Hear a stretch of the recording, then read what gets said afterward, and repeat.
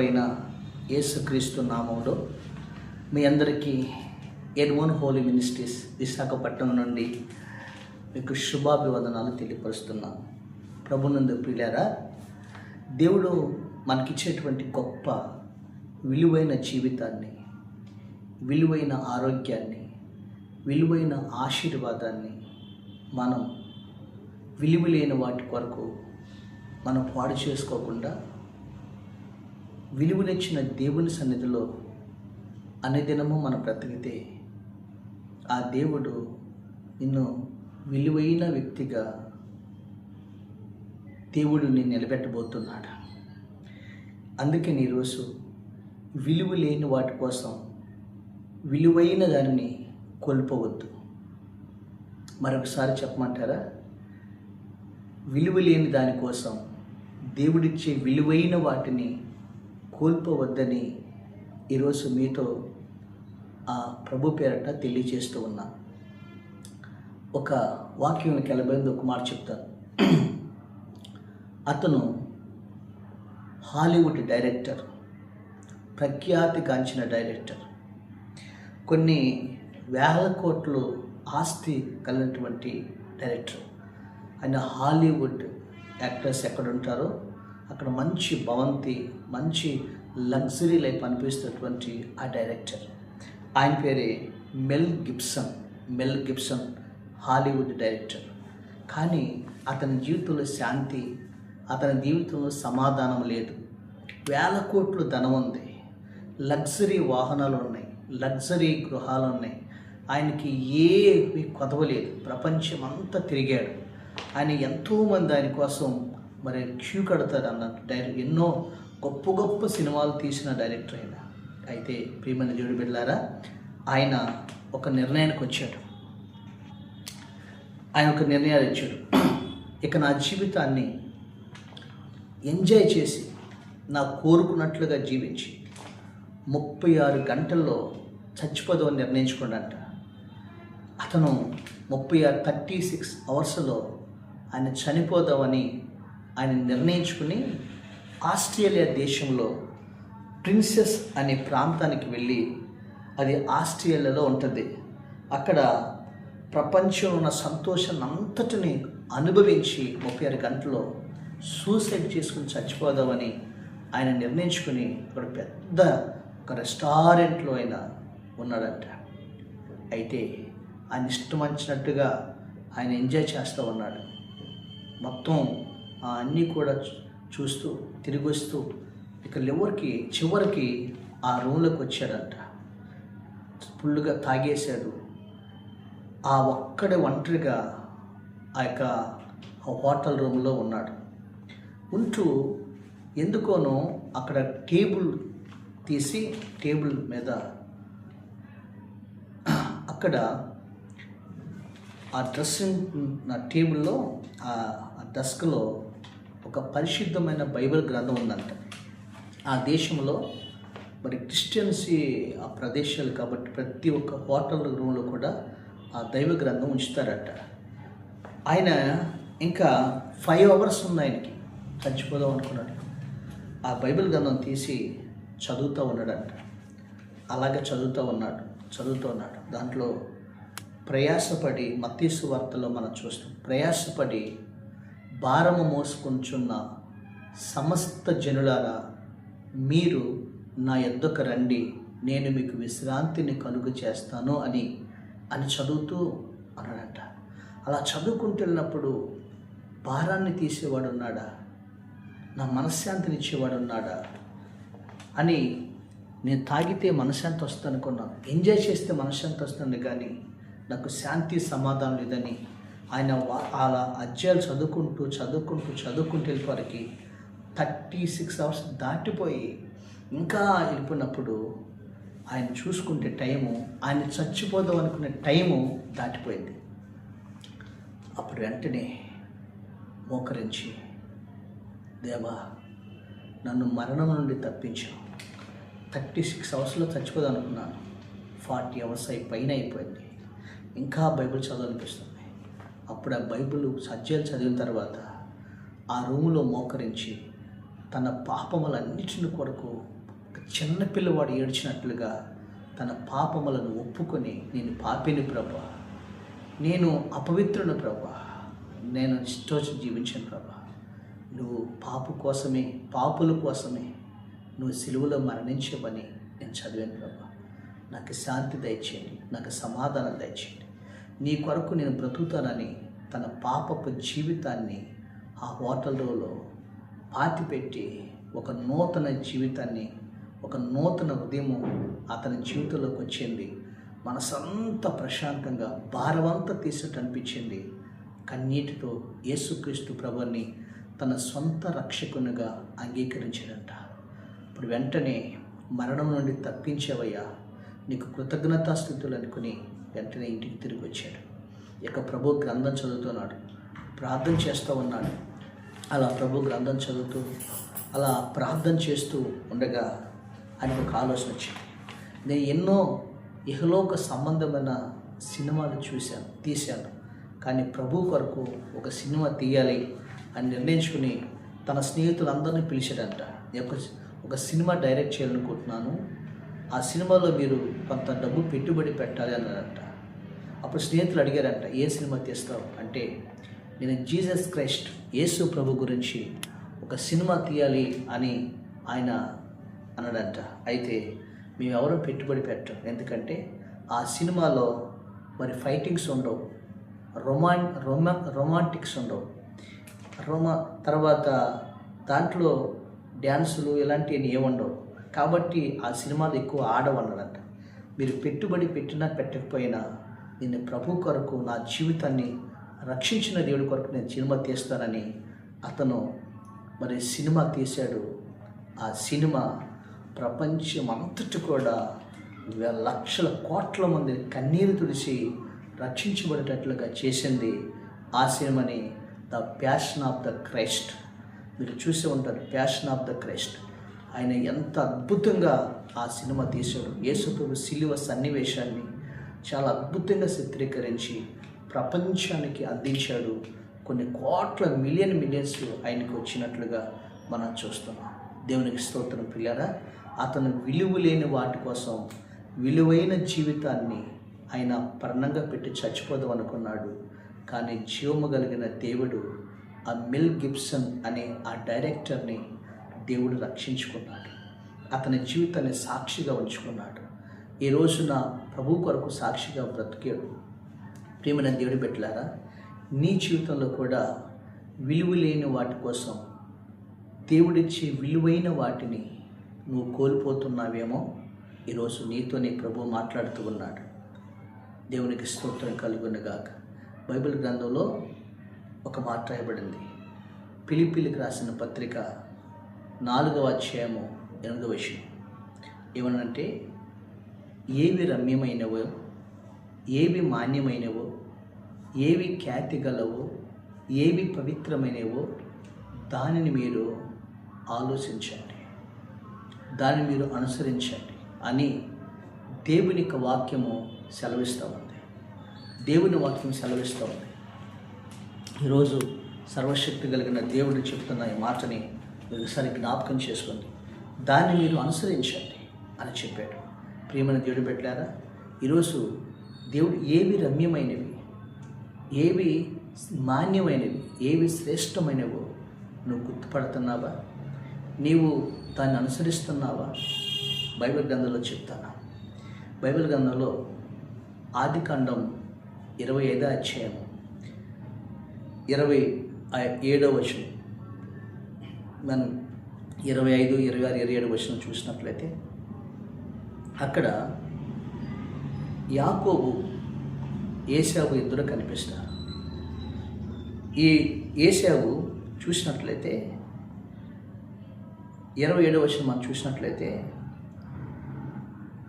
ఏశావు యాకోబు ఏశావు ఇస్సాకు పుట్టినటువంటి బిడ్డలు. ఒకరోజు ఏశావు వేటకెళ్ళాడు. ఏశావు అరణ్యవాసి, యాకోబు గుడారవాసి. ఏశావు వేటకెళ్ళాడు. ఆయన మధ్యాహ్నం వచ్చింది.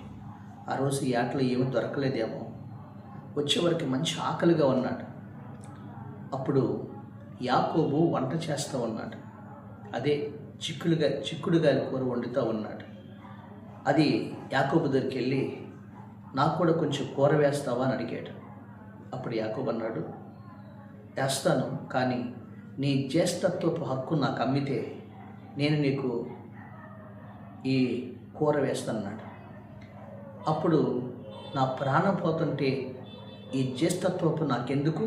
మరి 25-27 మనం చూస్తాం. ఈ జ్యేష్ఠత్వపు నాకెందుకు అని, ఆ జ్యేష్ఠత్వం నాకెందుకు, నువ్వు తీసుకోమని ఆ జ్యేష్ఠత్వపు హక్కుని యాకోబుకు అమ్మేశాడు. ఈ జ్యేష్ఠత్వపు హక్కుని యాకోబుకు అమ్మేశాడు. ఎప్పుడైతే జ్యేష్ఠత్వపుని యాకోబుకు అమ్మాడో అప్పుడు యాకోబు ఆ కూరనిచ్చాడు. ప్రియమైన బిడ్డలారా, జ్ఞాపకం చేసుకోండి. ఈ యాకోబు కనిష్ఠుడైన వాడు జ్యేష్ఠుడయ్యాడు. చెప్పమంటారా? జ్యేష్ఠుడయ్యాడు. ఆ రోజుల్లో యూదుల్లో కానీ జ్యేష్ఠుడికి 2 భాగాలు ఇస్తారు. ప్రతి దాంట్లో కూడా 2 అంతలుగా 2 భాగాలు ఇస్తారు. ఇప్పుడు యాకోబు జ్యేష్ఠత్వాన్ని పొందుకున్నాడు, ఏశావు జ్యేష్ఠత్వాన్ని కోల్పోయాడు. చెప్పమంటారండి? అప్పుడు యాకోబు ఏం జరిగింది? ఇశ్రాయేలు 12 గోత్రాలకి గోత్రకర్తగా దేవుడు యాకోబుని ఆస్వాదించాడు, ఇశ్రాయేలుగా ఆస్వాదించాడు. యాకోబు గర్భంలో నుండి చెప్పమంటారండి, అద్భుతంగా మరి యాకోబు గర్భం నుండి యాజకులు వచ్చారు, ప్రవక్తలు వచ్చారు. మరి అతని జీవితంలో యాకోబు నుండి దావీదు వచ్చాడు, రక్షకుడైన యేసుక్రీస్తు వచ్చాడు. అంతగా ఒక దేశానికి ఒక మూలపురుషుడుగా యాకోబు ఆస్వాదించబడ్డాడు. 12 గోత్రములకు గోత్రకర్తగా అతను దీవించబడ్డాడు. యాకోబు గర్భంలో నుండి దేవుడు యాజకులను, రాజులను మరి దేవుడు తీసుకుని వచ్చి మన రక్షకుడైన యేసుక్రీస్తు ప్రభు ఆ గర్భంలో నుంచి వచ్చాడు. అంతగా యాకోబుని దేవుడు ఆస్వాదించాడు. చెప్పమంటారా? ఏశావు గురించి మనం చెబితే హెబ్రీయులకు రాసిన పత్రిక 12 చూసినట్లయితే, ఒక్క పూట కూటి కోసం జ్యేష్ఠత్వపు హక్కుని అమ్మివేసుకున్న ఏశావు వంటి వ్యభిచారియు భ్రష్టుడైన వాని వలె ఉన్నాడు. ఆశీర్వాదం కోసం ప్రయాసపడి ఏడ్చాడు, కానీ ఇంకా ఆశీర్వాదం దొరకలేదని దేవుని వాక్యం సెలవిస్తుంది. ప్రియమైన దేవుడు బిడ్డలారా, దేవుడిచ్చిన శ్రేష్టమైన జ్యేష్ఠత్వ హక్కుని ఒక్క పూట కూటు కోసం అమ్మేసుకున్నాడు. దేవునికి ఇచ్చిన రక్షణని నీ దేహాన్ని అమ్మేసుకుంటున్నావేమో జ్ఞాపకం చేసుకో. నీ శరీర ఇచ్చలకి ఆ దేవుణ్ణి ఇచ్చిన దాన్ని అమ్మేసుకుంటున్నాను. దేనికోసం? వ్యభిచారంట, భ్రష్టుడైపోయాడంట. నీకు దేవుడు రక్షణ ఇచ్చాడు, నేను దేవుడు పాపం నుంచి రక్షించుకున్నాడు. నీ విలువైన పరిశుద్ధమైన జీవితాన్ని, పవిత్రమైన జీవితాన్ని, ఆశీర్వాదకరమైన జీవితాన్ని ఈరోజు ఏ ముందుకు అమ్మేసుకుంటున్నాం? ఏ త్రాగుడికి అమ్మేసుకుంటున్నాం? ఏ వ్యభిచారానికి అమ్మేసుకుంటున్నాం? ఈరోజు ఏ లంచాలకు అమ్మేసుకుంటున్నాం? నీ దేహం దేవుడిచ్చినది కదా, నీ నిత్య జీవాన్ని, పరలోకపు హక్కుని నీకు దేవుడిచ్చాడు కదా. ఆ దేవుడిచ్చినటువంటి ఈ గొప్ప ఆ పరలోకపు పౌరత్వపు హక్కుని, నీ జీవితాన్ని ఈ లోకం కోసం అమ్మేసుకుంటే రేపు భ్రష్టుడు అయిపోయి ఈ లోకం అనే అధికారి కింద నువ్వు పాతాళ లోకములో ధనవంతుల్లాగా యుగాయుగాలు వేతన పడాల్సి వస్తుంది. ప్రియులారా, ఆ గొప్ప నిత్యరాజ్యాన్ని పోగొట్టుకుంటున్నాను. జ్ఞాపకం చేసుకో. ప్రభువుని రక్షించాడు. ఈరోజు నీ జీవితాన్ని భ్రష్టుడిగా ఉన్నావా? పాపములో జీవిస్తున్నావా? పరిశుద్ధతను కోల్పోయావా? ఆ దేవుడి రక్షణని తాకట్టు పెట్టావా? సాతానికి అమ్మేసుకున్నావా? ఒకసారి ప్రభు సన్నిధిలో ఆలోచించు. ఈరోజే ఆ మెల్ గిబ్సన్ ఏ విధంగా అయితే తన బ్రతుకును మార్చుకుని తిరిగాడో, ప్రభువు తట్టు తిరుగు, నీకు మంచి జీవితాన్ని ప్రభు ఇచ్చాడు. హల్లెలూయా. కారణం ఏంటంటే యాకోబు గుడారవాసి, అనగా గుడారం, దేవుని సన్నిధిలో ఎప్పుడు దేవునితో సహవాసం చేసేవాడు. ఉపవాస ప్రార్థన ద్వారా, వాక్య ధ్యానం చేయటం ద్వారా, మోకాళ్ళ ప్రార్థన ద్వారా, దేవునితో పెనుగులాడటం ద్వారా అతను గుడారవాసి, దేవుడి సన్నిధిలో బ్రతికిన యాకోబు దేవుడితో సహవాసం చేశాడు. ఈరోజు నీ జీవితంలో ఉపవాసం ఉందా? మందిరంలోకి వచ్చి ప్రార్థన చేస్తున్నావా?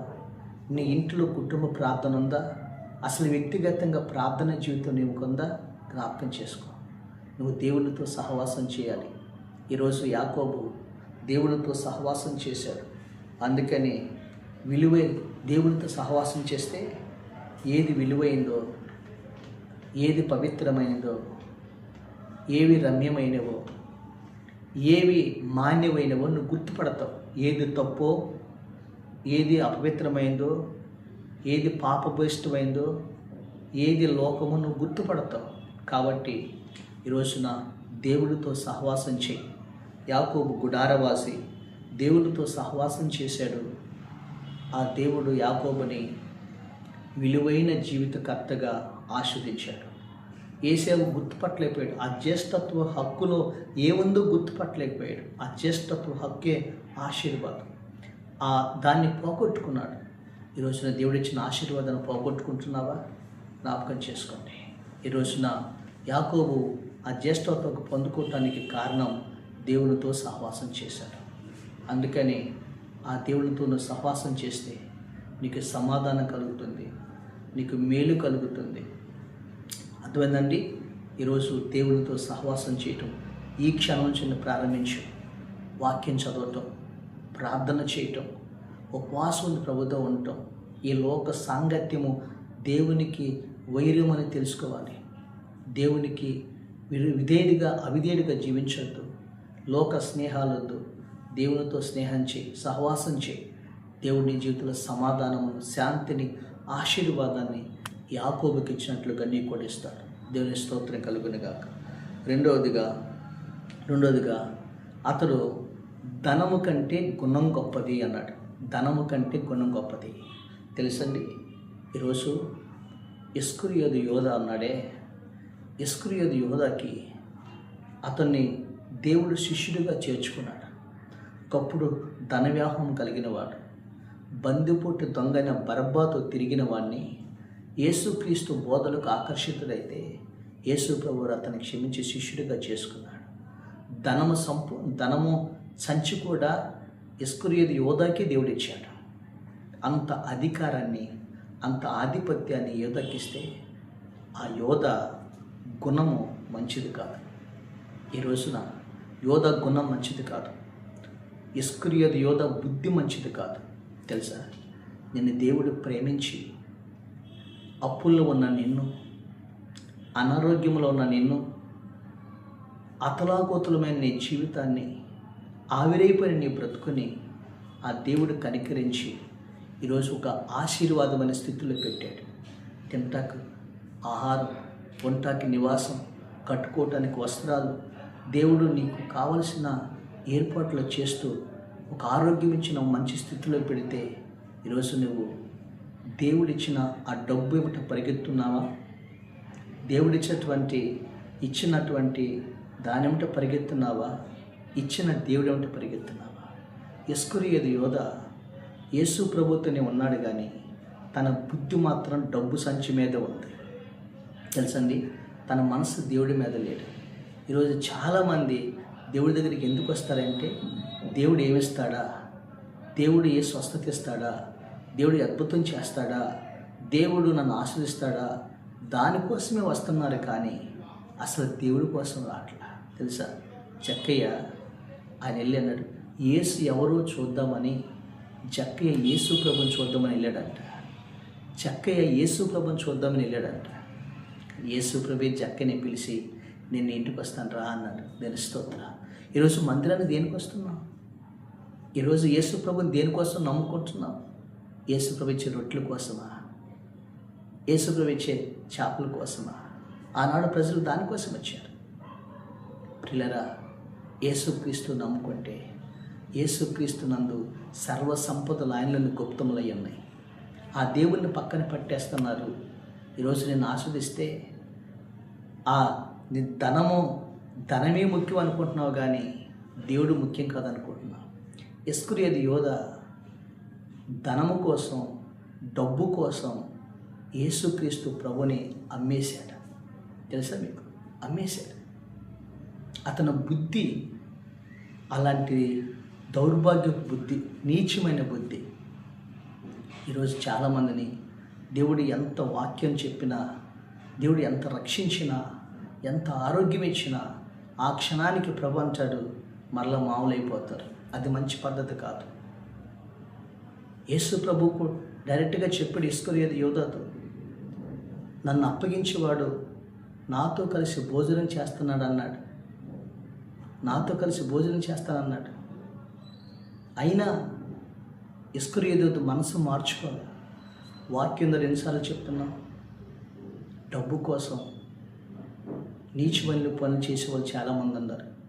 ప్రభువుని నమ్ముకుని కూడా, ప్రభుని ఎరిగి కూడా ఆ ధనము కోసం దెయ్యాలు చేసే పనులు చేస్తూ ఉన్నారు. మంచిది కాదు. ప్రియమైన దేవుడి బిడ్డ, ధనము కంటే దేవుడిచ్చినటువంటి జ్ఞానం, బుద్ధి గొప్పది. నీ బుద్ధి సరైన ఉండాలి. అందుకని ఇస్కరియోతు యోధ బుద్ధి వంకర బుద్ధి, ధన వ్యామోహం కలిగిన బుద్ధి. ఏమైతే తెలుసండి, చివరికి ఇస్కరియోతు యోధ అనుభవించాడా? యేసయ్యను అమ్మేసి అనుభవించాడా? చెట్టుకు ఉరి పోసుకుని చచ్చిపోయి పొట్ట పగిలి పేగులు బయటకు వచ్చి తలకిందులుగా పడి చచ్చిపోయాడు. నేటికి ఇస్కరియోతు ఆ డబ్బుతో కొన్న స్థలము రక్తభూమిగా శపించిపోయినట్లుగా మనం చూస్తున్నాం. ఈరోజు నేను దేవుడు దీవిస్తే ఆ ధనము దేవుడి కోసం, నీ ఇంటి కోసం వాడుకోవాలి. నీకు దేవుడు ఆరోగ్యం ఇస్తే ఆ ఆరోగ్యం, నీ బలం దేవుని కోసం వాడబడాలి. ఈరోజు నీ జీవితంలో నీకు ఏది ఇచ్చినా దానితో దేవుని నామాన్ని మహింపరచాలి తప్ప ఈ లోక సంబంధమైన సాతానికి మనం లోబడిపోకూడదు. అయితే ఒక మాట చూడండి, బైబిల్ గ్రంథంలో దానియేలు గ్రంథం మనం చూస్తాం. 6:3 మనం చూసినట్లయితే, దానియేలు అతి శ్రేష్టమైన బుద్ధి గలవాడంట. అతి శ్రేష్టమైన బుద్ధి గలవాడు. చూడండి, ఆయన అతి శ్రేష్టమైన బుద్ధి గలవాడు. ఏది పవిత్రమైనదో ఆయన తెలుసు, ఏది ప్రార్థన చేయాలో తెలుసా? ఆయన రాజు భుజించే భోజనాలు తిన్నాడు. ఎందుకని? నేను అపవిత్రం కాకూడదని. ప్రార్థన చేస్తే సింహాల బోన్లో పడేస్తానన్నాడు. ప్రాణం పోయినా పర్లేదు, కానీ ప్రభుతో ప్రార్థన చేయకుండా ఉండలేను అన్నాడు. అలాంటి బుద్ధి కలిగినటువంటి దానియేలుని చెప్పండి వృద్ధులకు తీసుకొచ్చి బబులోను సామ్రాజ్యంలో 127 సంస్థానములో దానియేలుని ప్రధానుడుగా దేవుడు హెచ్చించాడు. అతి శ్రేష్టమైన బుద్ధి గలవాడిని దేవుడు ఘనపరిచినట్లుగా మనం చూస్తున్నాం. ఈ రోజున ఏది నీకు అలాంటి బుద్ధి, జ్ఞానము, సర్వసంపదలు నీకు కావాలి. అందుకని అంటాడు, జ్ఞానులతో సహవాసం చేయవాడు జ్ఞానము గలవాడగును, మూర్ఖులతో సహవాసం చేయవాడు మూర్ఖుడగును అని దేవుని వాక్యం సెలవిస్తుంది. దేవుని స్తోత్రం. నువ్వు దేవునితో సహవాసం చేయాలి. అందుకని హోషేయ గ్రంథంలో చెప్తాడు, 11:11 చెప్తాడు, బుద్ధి లేకపోతే వాడు వృద్ధిలోకి రాడు అని చెప్తున్నాడు. బుద్ధి లేనివాడు వృద్ధిలోకి రాడు అని చెప్తున్నాడు. బుద్ధి లేని వాడు ఎక్కడ రండి? వృద్ధిలోనికి రాడు అని చెప్తున్నాడు. దేవుని స్తోత్రం. కాబట్టి ఈ రోజున బుద్ధి కలిగి జాగ్రత్తగా ప్రభు కోసం మనం బ్రతికినట్లయితే ఏది రమ్యమైనదో, ఏది పవిత్రమైనదో, ఏది మాన్యమైనదో మన గుర్తుపట్టి ఏశావు జ్యేష్ఠత్వ హక్కును కోల్పోయాడు. అలాగే జీవితంలో ప్రియులారా, దేవుని వాక్యాన్ని చాలా జాగ్రత్తగా మనం విని ఈరోజు ఆ మెల్ గిబ్సన్ అనే వ్యక్తి ఏ విధంగా తన విలువైన జీవితాన్ని కాపాడుకున్నాడో ఆ విధంగానే ఒకటి దేవునితో సహవాసం చేయి, ప్రార్థన ద్వారా, ఉపవాసం ద్వారా ఆయన గుడారంలో ఉండు. రెండవది జ్ఞానులతో సహవాసం చేయి, దేవుని వాక్యం చదివి సహవాసం చేయి. అప్పుడు యాకోబుని గోత్రకర్తగా చేశాడు. దానియేలు అతి శ్రేష్టమైన వాడిగా ఆ దేశంలో గణపరిచాడు. దానియేలుని యాకోబుని బహుగా దీవించినట్లుగా ఈరోజు విలువలేని వాటి కోసం విలువైన వాటిని యేసేపు పోగొట్టుకున్నాడు, ఇస్కరియోతు ఏదో పోగొట్టుకున్నాడు. నువ్వు కూడా పోగొట్టుకోకుండా విలువైన జీవితాన్ని, విలువైన పరలోక రాజ్యాన్ని నువ్వు పొందుకొని ప్రభు కొరకు యుగయుగాలు ఆ రాజ్యంలో ఉండాలని ప్రభు మీతో మాట్లాడుతున్నాడు. ఈరోజు ఆయనతో సహవాసం చేస్తావా? ఈరోజు దేవుడు వాక్యముతో, ఉపవాస ప్రార్థనలతో ఉంటూ ఈ లోకంలో ఏది అపవిత్రమైందో ఏదో గుర్తుపట్టి ప్రభు కొరకు బ్రతుకు. ఆ ప్రభు నిన్ను, నీ కుటుంబాన్ని ఆయన వృద్ధిపరచునగాక. ఆమేన్, ఆమేన్. పరిశుద్ధుడైన మా తండ్రి, మీకు కృతజ్ఞత స్తుతులు స్తోత్రాలు చెల్లిస్తున్నా. ఈరోజు ప్రభా నీ వాక్యం ద్వారా మా అందరితో మాట్లాడినందుకు స్తోత్రాలు చెల్లిస్తూ, ప్రతి బిడ్డను కూడా మీరు దర్శించమని, ఈ వాక్యం ద్వారా వాళ్ళని ఆస్వాదించమని, ఇదిగో నీతో సహవాసం చేస్తూ ప్రభా నీ శ్రేష్టమైన హక్కును పొందుకునే భాగ్యం దీవించమని యేసు నామమున తండ్రి,